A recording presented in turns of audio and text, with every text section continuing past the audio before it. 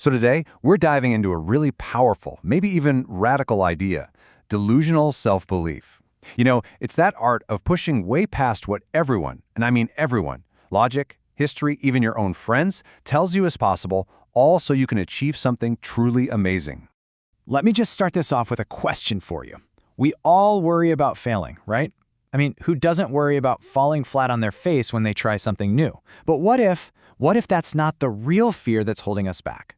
What if the actual fear, the one deep down, is that you'll just play it safe your whole life, and then you'll look back one day and realize you never really took that leap, that you never found out if you actually had it in you to fly?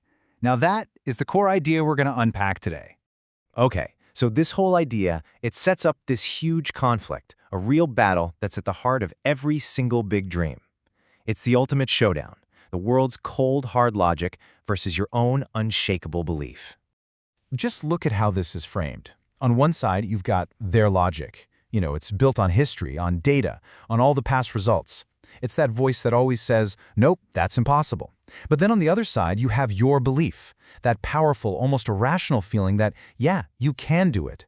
And the whole point is that real game-changing breakthroughs, they only happen when your belief is so strong it just completely shatters their logic.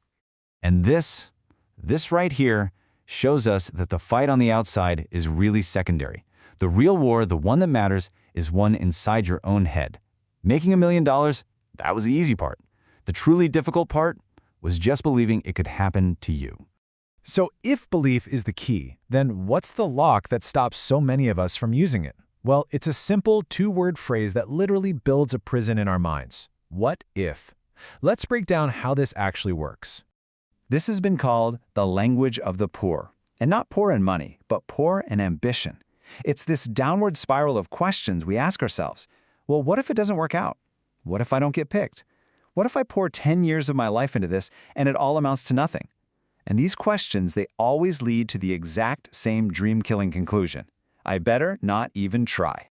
Just think about that for a second. We spend so much energy protecting ourselves from threats out there in the world, right? But the most dangerous thief isn't hiding in some dark alley. It's that voice of doubt inside our own head, the one that's trying to steal the entire promise of our future. And when that thief wins, it leads to this, the timid approach to life. It's a mindset where comfort just becomes the main goal. You start to think that good is good enough, and that feeling of safety, it suddenly becomes way more valuable than the possibility of greatness. This approach, especially when you're young, is a total dead end for any real progress. Okay, so we've seen the prison of what if, and we know about the timid approach. So how do you break out? It's not about taking some small, safe step. No, it's about taking a leap.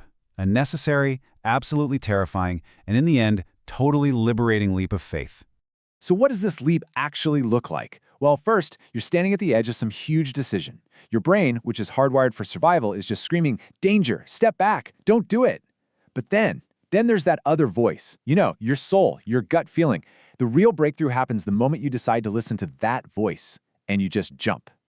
Now, this completely changes how we think about failure. We tend to see it as a choice between flying and just crashing and burning. But look at the possibilities here. Yeah, you might fly, or you might fall on something soft, or you might fall hard. But even then, the outcome isn't, it's over. The outcome is you get back up.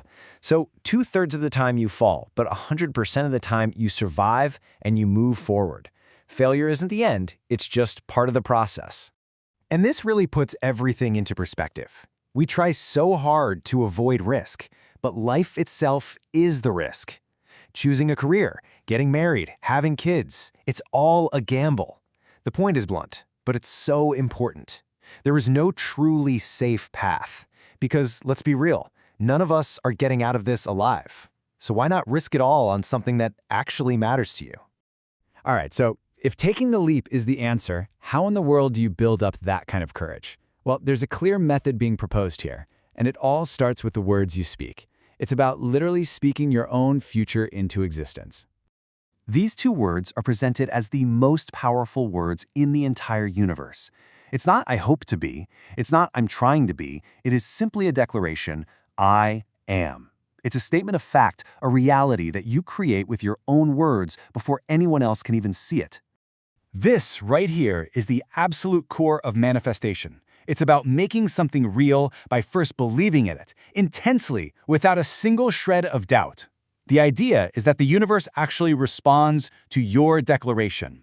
So when you say, I am successful, or I am capable, you start to line up your actions and the world around you with that new truth. So here's the bottom line, the most crucial part. You cannot wait around for someone else to give you permission. You can't wait for your friends or your family or the world to tell you that you are ready. The entire thing starts with you. You have to be the very first and the most passionate believer in your own dream, period. And all this hard work, it builds towards an ultimate payoff. Because the real goal, you see, isn't just about achieving the dream itself. There's a much deeper prize at stake here. And here it is. This is probably the most profound part of this whole idea. Yeah, achieving the dream is great, but the real victory is who you become along the way. The journey, the struggle, the fight, that's what forges you into somebody completely new. And these are the intangible trophies you get to keep forever. Chasing a massive goal builds your character. Taking those risks develops real, actual courage. Constantly affirming your belief, well, that manifests an unshakable faith. You really do end up as a completely different person, someone who walks with the kind of spirit that can only be earned through struggle. So in the end, it all comes down to this one simple truth. The exact same set of circumstances can be a prison to one person and a passport to another. And the only difference between them? It's their perspective. Do you see limits or do you see a launching pad? Your mindset literally determines your reality. And so we end right back where we began, with the question. The whole idea here is that your dreams were given to you for a reason. They actually chose you. So the final, crucial question isn't about logic, it's not about possibility, it's simply this: what are you going to do about it?